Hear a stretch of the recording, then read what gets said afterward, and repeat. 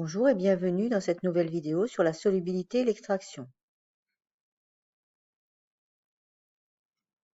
Étudions d'abord la notion de solubilité dans un solvant que vous avez déjà vu au collège. La solubilité, c'est la masse ou la quantité de matière, puisqu'on connaît maintenant cette notion, maximale de soluté soluble par litre de solvant. Donc ça peut se traduire par une équation, masse maximale sur volume de solvant, ou alors quantité de matière max sur volume de solvant. Et les unités vont avec les différentes notions. Donc maintenant, essayons de savoir comment sont solubles les différents solides qu'on a vus dans le chapitre précédent. Donc première chose, un solide ionique, lui il sera soluble dans un solvant qui est polaire, donc où il y a des charges, positif, négatif, charge partielle. Si on prend un solide moléculaire et que les molécules sont polaires, il sera soluble dans un solvant polaire. Et si le solide moléculaire est composé de molécules apolaires, il sera soluble dans un solvant apolaire. Ça se traduit par qui se ressemble s'assemble. Si vous avez des charges, il faudra un solvant qui contient des charges et inversement. Donc, parlons maintenant de la notion d'extraction d'une espèce. Comment fait-on pour extraire une espèce? Et avant ça, on va définir un certain nombre de choses. Donc, deux liquides A et B sont miscibles si le mélange est homogène. Et à ce moment-là, ils seront de même polarité, c'est-à-dire soit ils seront miscibles, ils sont tous les deux apolaires, ou tous les deux polaires. La notion de densité d'une espèce, c'est le rapport entre la masse volumique de l'espèce et la masse volumique de l'eau. Attention, dans les mêmes unités. La densité de l'espèce égale ρ de l'espèce sur ρ de l'eau. Donc évidemment, c'est sans unité pour la densité puisqu'on fait un rapport de deux grandeurs de même unité.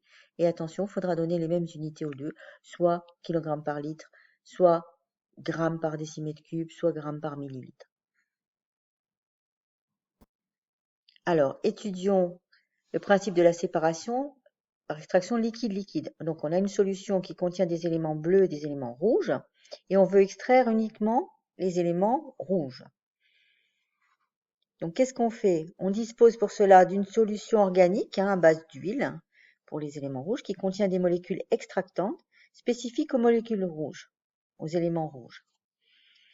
Donc, les deux solutions sont mélangées, sont agitées. On obtient une émulsion. On a mélangé une solution aqueuse, attention, donc ça ne se mélange pas très bien, ça fait comme une vinaigrette. Au cours de l'agitation, les molécules extractantes, là, avec le petit crochet, vont piéger les éléments rouges au niveau de l'interface entre les deux solutions. Ils les entraînent dans la solution organique. Organique parce que c'est constitué d'huile. Donc, on a extrait. On attend un certain temps, c'est ce qu'on appelle la décantation, et la solution aqueuse est complètement débarrassée des éléments rouges, vous voyez, les devenus bleus, qui sont piégés dans la solution organique qui est au-dessus. Donc, en résumé, voilà ce que ça donne. Il nous faut, lorsqu'on a un mélange, donc on fait un mélange d'une solution organique, d'une solution aqueuse, on mélange, on extrait, et après décantation, on peut récupérer. Alors maintenant, on va voir de plus près comment il faut choisir les différentes solutions. C'est ce qu'on appelle une extraction par solvant. Donc, qu'est-ce qu'il nous faut? Il nous faut une ampoule à décanter. Alors, on va regarder une expérience, l'extraction du diode en solution dans l'eau. Donc là, on verse dans une ampoule à décanter 20 ml. Bon, ça a été un peu vite, le diode. Alors, vous voyez, le diode dans l'eau, il était un peu jaune, ici. Et on verse dessus du cyclohexane qui est transparent. Donc, vous voyez, ça, c'est une ampoule à décanter. On agite le contenu de l'ampoule. Faites bien attention de ne pas faire tomber. On repose l'ampoule à décanter. On attend un certain temps. Et l'espèce va se retrouver là où elle est le plus soluble. Donc en l'occurrence ici, notre diode, il est passé dans le cyclohexane. Et c'est pour ça que vous voyez, en bas, on a quelque chose qui est devenu pratiquement transparent et en haut, on a obtenu une couleur rosée. Pourquoi? Parce que le diode, dans le cyclohexane, il n'a pas la même couleur. Le liquide le plus dense est dessous. Attention, plus dense, c'est une densité plus importante. Donc en gros, quelque chose qui n'est pas tout à fait juste, mais vous pouvez vous dire il est plus lourd. Donc il est en bas. Et le liquide le moins dense est au-dessus. Donc ici, en l'occurrence, le liquide le plus dense, c'est la solution aqueuse qui contenait de l'eau, et au-dessus, le cyclohexane, il est moins dense. Donc, que faut-il retenir? La solubilité, c'est la masse ou la quantité de matière maximale de soluté soluble par litre de solvant, avec les équations Mmax sur V solvant.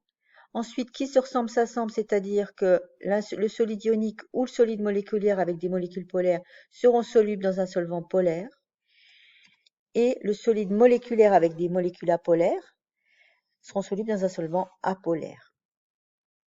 Ensuite, l'extraction qu'on appelle liquide-liquide, et il s'appelle aussi extraction par solvant. Il faut que l'espèce à extraire, au départ, l'espèce à extraire est dissoute dans un premier solvant S1. Le solvant extracteur, celui qui va permettre d'extraire, il doit être non miscible avec le premier, sinon tout se mélangerait. Il faut que sa densité soit différente, et il faut que l'espèce à extraire, elle soit plus soluble dans ce deuxième solvant que dans le premier, sinon elle va rester dans le premier. Merci de votre attention et à bientôt.